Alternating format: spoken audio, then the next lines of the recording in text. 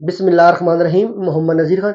नवाज शरीफ जो है बिला वजह के वो ताकतवर लोगों से इस्टेब्लिशमेंट से नाराज़ हो गए हैं और वो अपनी तकारीर में भी कहते थे कि मुझे सादा अक्सरियत दी जाए अगर मैं मुझे वज़ीर आज़म बनाना है। और नवाज शरीफ के ज़हन में ये आ गया था कि अब मैं ही इस्टेब्लिशमेंट की ताकतवर लोगों की चॉइस हूँ और इनके पास अब कोई चॉइस नहीं है, मैं ही मुल्क का वज़ीर आज़म बनूंगा। इसी सुस्त रवि में आपको याद होगा कि नवाज शरीफ तो अपनी पार्टी का मंशूर ही नहीं बना रहे थे, फिर वो मीडिया पे तनकीद हुई ये कैसा वजीर आजम बनने जा रहा है जिसकी पार्टी का कोई मंशूर ही नहीं है। फिर मीडिया प्रेशर की वजह से, लोगों के प्रेशर की वजह से इन्होंने मंशूर बनाया। और नवाज शरीफ कहते हैं कि अब वो उनका गिला बंद रहा है, मुझे क्यों बुलाया। पहले उनकी कंपेन होती थी, शिकायत होती थी मुझे क्यों निकाला, अब वो कहते हैं मुझे क्यों बुलाया। क्या मुझे जलील करने के लिए, तजलील के लिए बुलाया गया था। मुझे तो यकीन दहानी करवाई गई थी आप ही वजीर आजम हो गए, आपको सादा अक्सरियत दी जाएगी, लेकिन यहाँ पे तो गेम ही उल्ट हो गई। तो और अब नवाज शरीफ जो है वो इस जो इलेक्शन के रिजल्ट्स हैं उससे ज्यादा मायूस हैं, परेशान हैं, नाराज हैं और उनको भी पता है कि किस तरह उनको जो सीटें मिली हैं किस तरह मैनेज हुई हैं। अदरवाइज जो है वो खलाई मखलूक का खुफिया हाथ न होता तो नवाज शरीफ 15-20 सीटों तक के महदूद रहते।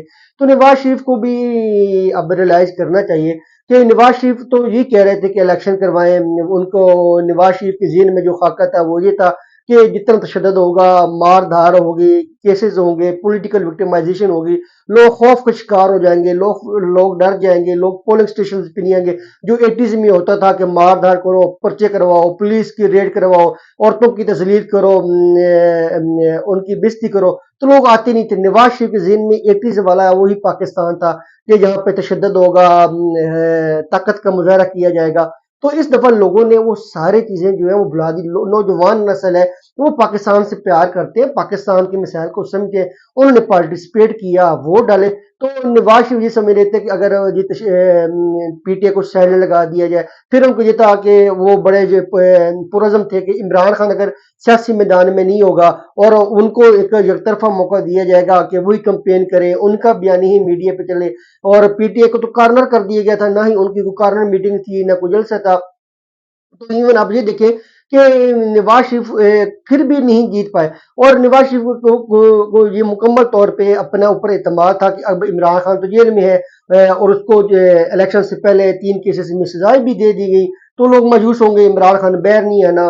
तो फिर नवाज शरीफ और पुर एतमाद हो गए, उन्होंने अखबारात में इश्तिहारात दे दिए, नवाज शरीफ वजीर आजम, इस तरह के मीडिया कैंपेन चलाई, प्रिंट मीडिया, ये सारा कुछ उसमें अपने आप को वजीर आजम बनते नजर आ रहे थे, विक्ट्री स्पीच भी लिख ली थी।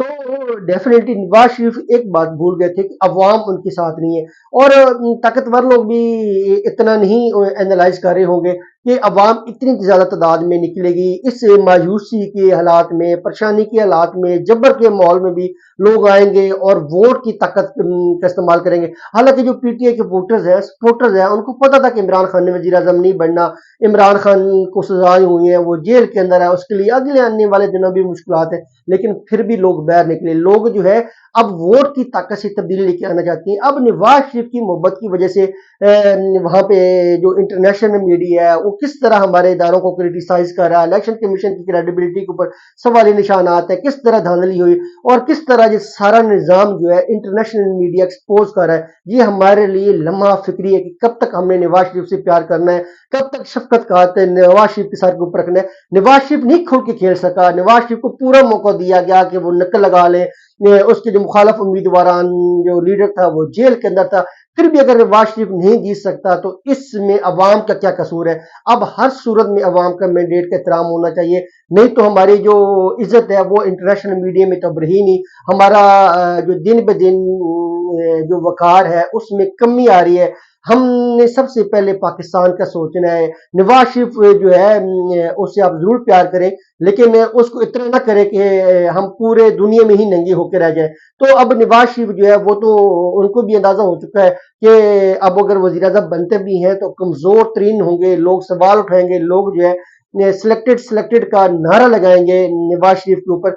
तो नवाज शरीफ को चाहिए था कि वो अपनी जो पोटेंशियल था, अपनी जो उनको सियासी ताकत थी उसको मुकम्मल एनालाइज करते रहे। नवाज शरीफ से बड़ी मिसकैलकुलेशन हुई। अदरवाइज नवाज शरीफ के पास ऑप्शन भी दिए गए थे कि उनको बताया गया था कि जो एक्चुअल रिपोर्ट्स है वो ये है कि आप किसी सूरत में भी अभी तक इलेक्शन नहीं जीत सकते। नवाज शरीफ को ये था कि ताकतवर लोग मेरे साथ है, ये मुझे हर सूरत में ही इलेक्शन जितवाएंगे। जिस तरह इनके रहनुमा जावेद लतीफ कह रहे हैं कि हमारा वोटर ने ये समझ लिया कि हमारी बात हो गई है, हमारी डील हो गई है, तो इनके वोटर निकले नहीं। इनके वोटर में तो ये था कि खिलाई मखलूक आएगी, वो 50-60 हजार वोट डाल देगी, हमें निकलने की जरूरत नहीं है, तगो दो की जरूरत नहीं है। ये तो बड़े कन्विंसिंग पोजीशन में थे, बड़े सुकून में थे, मीडिया में, अखबारात में इन्होंने इश्तिहार भी दे दी थी वजीर आजम नवाज शरीफ।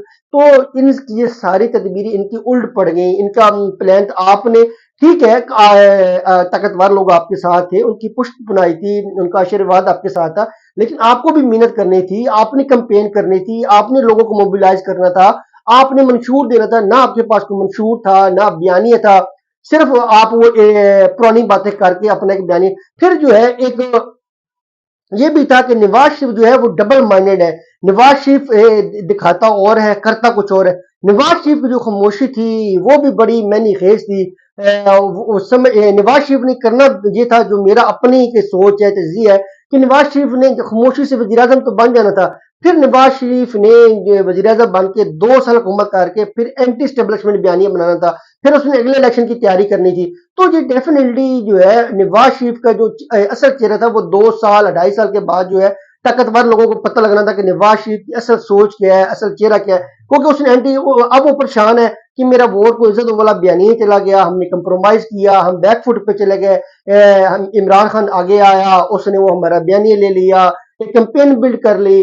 तो डेफिनेटली किसी ने नवाज शरीफ को कहा था कि जरदारी की बातों में आके आप अदम एतमाद करें। जब अदम एतमाद हो भी गई थी तो आपके पास बड़ा गोल्डन अपॉर्चुनिटी थी, ऑप्शन था कि आप जो है इलेक्शन में चले जाएं, वहां उस वक्त आपकी पोजीशन भी अच्छी थी। लेकिन क्या करें, आपकी भाई की जो हुकूमत थी, जो कारकर्दगी थी 16 महीने, वही आपके आगे आ गई। वो उसके लिए आप किसी प्लेटफॉर्म पे, किसी फोरम में शहबाज शरीफ की कारकर्दगी को जस्टिफाई ही नहीं कर सकते। महंगाई, बिजली के बिल, पेट्रोल की कीमतें, ये सब जो लोग हैं, इन सब लोग इन चीजों की वजह से परेशान थे।